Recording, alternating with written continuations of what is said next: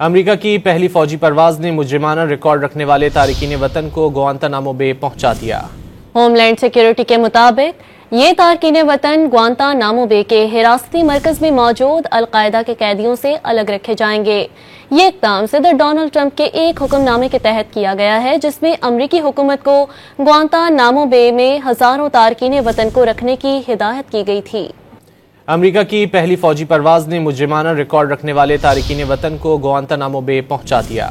Home land security کے مطابق یہ تارکین وطن گوانتانامو بے کے حراستی مرکز میں موجود القاعدہ کے قیدیوں سے الگ رکھے جائیں گے۔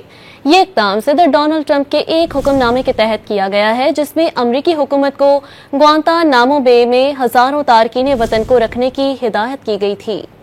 امریکہ کی پہلی فوجی پرواز نے مجرمانہ ریکارڈ رکھنے والے تارکین وطن کو گوانتانامو بے پہنچا دیا۔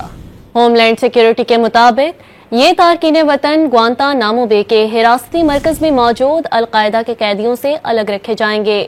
یہ اقدام صدر ڈونلڈ ٹرمپ کے ایک حکم نامے کے تحت کیا گیا ہے، جس میں امریکی حکومت کو گوانتانامو بے میں ہزاروں تارکین وطن کو رکھنے کی ہدایت کی گئی تھی۔